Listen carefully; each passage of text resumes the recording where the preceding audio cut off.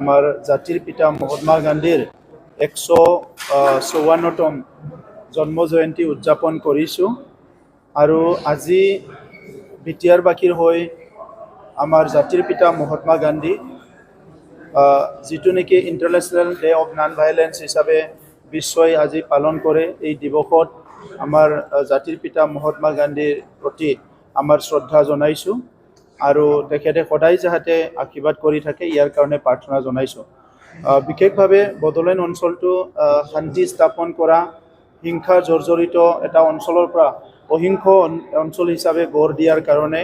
আমাৰ দীঘলীয়া যিটো সংগ্ৰাম আছিলে তাত জাতিৰ পিতা মহাত্মা গান্ধীৰ নীতি আদৰ্শৰে আমি চবে আগবাঢ়ি আহিবলৈ চেষ্টা কৰিছিলোঁ আৰু জাতিৰ পিতা মহাত্মা গান্ধীৰ নীতি আদৰ্শৰে আজি আমি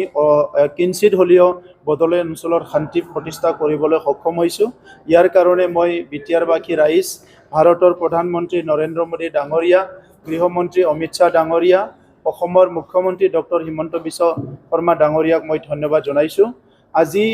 বড়োলেণ্ড অঞ্চলটোত আমাৰ এই অঞ্চলৰ ৰাইজে বহুতখিনি আশা কৰিছে যে এই অঞ্চলটো অইন অঞ্চলৰ নিচিনা উন্নত অঞ্চল হিচাপে গঢ় দিব লাগে। এইকাৰণে বৰ্তমান সময়ত আমি চৰকাৰী দায়িত্বত আছো হিচাপে আমাৰ বিভিন্ন ছেক্টৰত, বিভিন্ন ফিল্ডত কেনেকৈ আমি ডেভেলপমেণ্টেল কামবিলাক এনচিয়ৰ কৰিম এই কথাবিলাক চিন্তা চৰ্চা কৰি ৰিচাৰ্চ কৰি অধ্যয়ন কৰি বহুতখিনি কাম আমি যোৱা 2 বছৰত ৰূপায়ণ কৰিছোঁ আৰু আজি আমি বিশেষভাৱে কিছুমান স্কিম লঞ্চ কৰিছোঁ যি স্কিমে নেকি আমাৰ নিম্নতম উন্নয়নৰ লগত জড়িত হৈ আছে, আমাৰ বিভিন্ন পৰিয়ালৰ বিভিন্ন সমস্যাৰ লগত জড়িত হৈ আছে। এইটো হেল্থ ছেক্টৰৰ, এইটো মানে ইণ্ডাষ্ট্ৰিয়েল ছেক্টৰৰ, এগ্ৰিকালচাৰ ছেক্টৰৰ, বিভিন্ন ছেক্টৰত আমি বহুতখিনি স্কিম আজি লঞ্চ কৰিছোঁ আৰু সেই স্কিমখিনিয়ে প্ৰায় 12টা স্কিমে অনাগত দিনত বিটিয়াৰবাসী ৰাইজক অসমৰ আৰু ভাৰতৰ অইন অঞ্চলৰ নিচিনা আগবাঢ়ি যোৱাত বহুতখিনি সহায় কৰিব, এইটো মই আশা ৰাখিছোঁ। আৰু আজি আমাৰ এই প্ৰগ্ৰামটো ছাকচেছফুল কৰাৰ কাৰণে আমাৰ চৰকাৰৰ সকলো EM-MCLA বিষয়াসকলক মই ধন্যবাদ জনাইছোঁ আৰু অনাগত দিনত আমাৰ জাতিৰ পিতা মহাত্মা গান্ধীৰ যি আদৰ্শ নীতি বড়োলেণ্ড অঞ্চলত আৰু ভালভাৱে প্ৰচলন হওক এইটোকে মই কামনা কৰিছোঁ। যিটো কেঞ্চাৰ পেচেণ্ট, আমাৰ অঞ্চলৰ সকলো কেঞ্চাৰ পেচেণ্টক সহায় কৰাৰ কাৰণে আজি এটা কেঞ্চাৰ ছ'চাইটি আমি লঞ্চ কৰিছোঁ। ইয়াৰ দ্বাৰা প্ৰত্যেকটো কেঞ্চাৰ ফেমিলিক আমি ৰিচ হ'বলৈ আমি